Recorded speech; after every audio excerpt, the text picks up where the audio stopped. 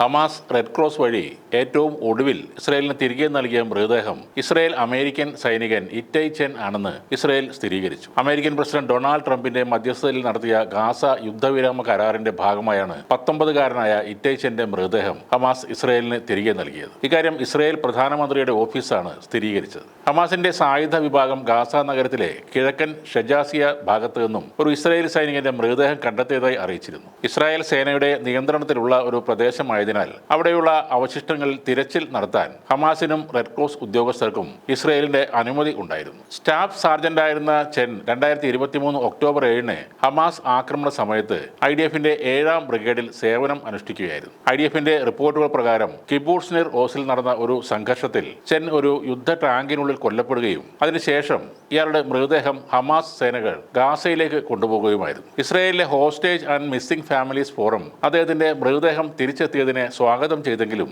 ഇപ്പോഴും ഗാസയിൽ 7 ബന്ദികളുടെ മൃതദേഹങ്ങൾ ഉണ്ടെന്ന് ഓർമ്മിക്കുകയും ചെയ്തു. അവസാന ബന്ദിയുടെ മൃതദേഹം നാട്ടിലെത്തും വരെ ഈ കൈമാറ്റ ചടങ്ങ് നിർത്തരുതെന്നും ഫോറം ആവശ്യപ്പെടുന്നു. ഖാൻ യൂനിസ് നഗരത്തിലെ നാസർ ആശുപത്രിയും റെഡ് ക്രോസ് മുഖേന ഇസ്രയേൽ കൈമാറിയ 15 പലസ്തീനികളുടെ മൃതദേഹങ്ങൾ സ്വീകരിച്ചതായി അറിയിച്ചു. ഓരോ ഇസ്രയേൽ ബന്ദിയുടെ മൃതദേഹത്തിന് പകരം 15 പലസ്തീനികളുടെ മൃതദേഹങ്ങൾ ഇസ്രയേൽ തിരികെ നൽകാൻ സമ്മതിച്ചിട്ടുണ്ട്. എന്നാൽ ഗാസയിൽ DNA പരിശോധനയ്ക്ക് സൗകര്യം ഇല്ലാത്തതിനാൽ മരിച്ച ആളുകളെ തിരിച്ചറിയാൻ വളരെയധികം ബുദ്ധിമുട്ട് നേരിടുകയാണ്. യുദ്ധവിരാമ കരാറിന് ശേഷം ബന്ദികളുടെ മൃതദേഹങ്ങൾ തിരിച്ച് നൽകുന്നത് ഹമാസ് മനഃപൂർവ്വം വൈകിപ്പിക്കുകയാണെന്ന് ഇസ്രയേൽ ആരോപിക്കുന്നു. എന്നാൽ അവശിഷ്ടങ്ങൾക്കിടയിൽ നിന്നും ഈ മൃതദേഹങ്ങൾ കണ്ടെത്താൻ ഒരുപാട് ബുദ്ധിമുട്ടാണെന്ന മറുപടിയാണ് ആഴ്ചകളായി ഹമാസ് നൽകുന്നത്. മൃതദേഹങ്ങൾ കൈമാറുന്ന പ്രക്രിയ മന്ദഗതിയിലായതിനെ തുടർന്ന് ട്രംപിന്റെ ഗാസ സമാധാന പദ്ധതിയുടെ 2-ാം ഘട്ടം, ഗാസയുടെ ഭരണ സംവിധാനം, ഇസ്രയേൽ സേനയുടെ പിൻവാങ്ങൽ, ഹമാസിന്റെ നിരായുധീകരണം, പുനർനിർമ്മാണം തുടങ്ങിയ വിഷയങ്ങളൊന്നും മുമ്പോട്ട് പോയിട്ടുമില്ല.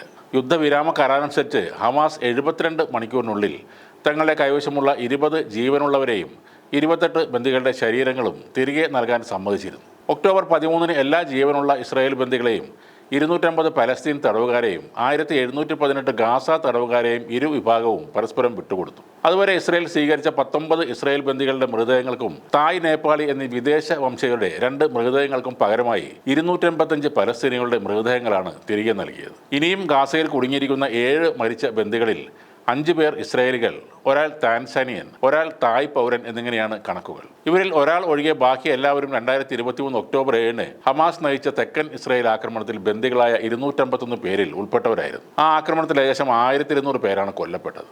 അതിന് മറുപടിയായി ഇസ്രായേൽ ആരംഭിച്ച സൈനിക പ്രവർത്തനത്തിൽ ഹമാസ് നിയന്ത്രിക്കുന്ന ഗാസ ആരോഗ്യ മന്ത്രാലയത്തിന്റെ കണക്കുകൾ പ്രകാരം 68,000-ൽ അധികം പലസ്തീനികളാണ് ഇതുവരെ കൊല്ലപ്പെട്ടത്.